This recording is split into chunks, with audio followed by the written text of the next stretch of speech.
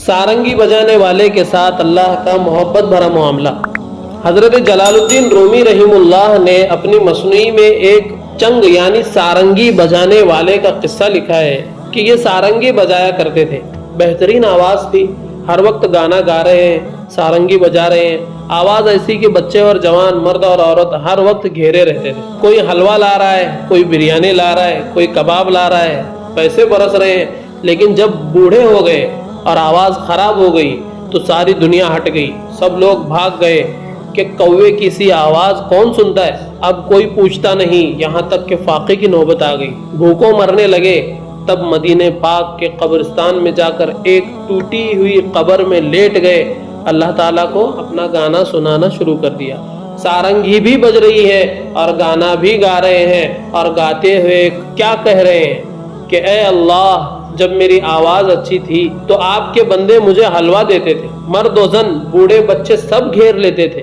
اب جب کہ میں بوڑھا ہو گیا ہوں اور میری آواز خراب ہو گئی ہے تو آپ کی مخلوق نے مجھ سے بے وفائی کی،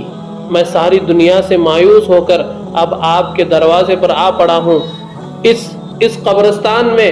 آپ کو ہی اپنی آواز سناؤں گا۔ اے اللہ، اگر بچے پر فالج گر جائے یا وہ لنگڑا، لولا یا اندھا ہو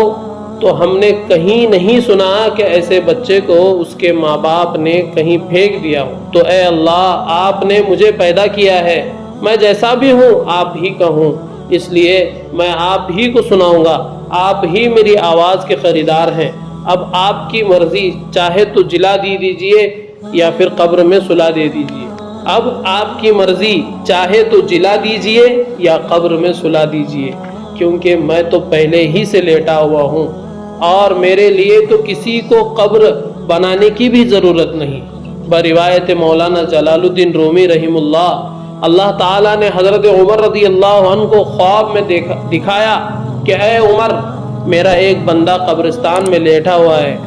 گناہگار زندگی ہے، سارنگی لیے ہوئے ہے اور مجھے رو رو کے یاد کر رہا ہے، اسے میرا سلام کہیے اور بیت المال سے اس کا ماہانہ وظیفہ مقرر کر دیجئے اور اس سے کہہ دیجئے کہ اللہ تعالیٰ نے تمہاری خراب آواز کو قبول کر لیا ہے اور آئندہ سے تم کو بھیک مانگنے کی، گانے بجانے کی ضرورت نہیں ہے۔ مولانا رومی رحم اللہ فرماتے ہیں کہ حضرت عمر رضی اللہ عنہ نے ہر قبر کو جھانکا،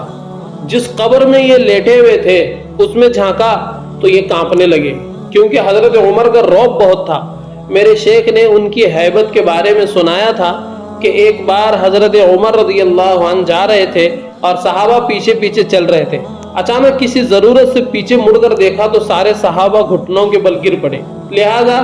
پھر جنگی کانپنے لگا۔ حضرت عمر رضی اللہ عنہ نے فرمایا کہ ڈرو مت، میں تمہارے لیے اللہ تعالیٰ کا سلام اور پیغام لایا ہوں، تمہیں خدا تعالیٰ نے سلام کہلایا ہے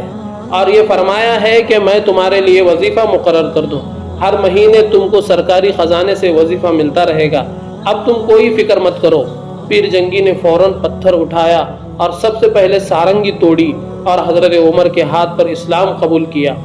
اور کہا کہ اے عمر، گواہ رہنا، میں آج کی تاریخ میں کوئی نافرمانی نہیں کروں گا۔ جو اللہ مجھ جیسے ناپاک، روسیا، بدکار اور گانا بجانے والے پر اتنی رحمت کر رہا ہے کہ آپ جیسے خلیفۃ المسلمین کو، ایسی مقدس شخصیت کو جس کے اسلام پر فرشتوں نے خوشیاں منائی تھی، مجھ جیسے نالائق کے پاس بھیج رہا ہے اور سلام کہلوا رہا ہے اور بیت المال سے میرے لیے وظیفہ بھی مقرر کر دیا، میں ایسے اللہ کو کیسے ناراض کروں؟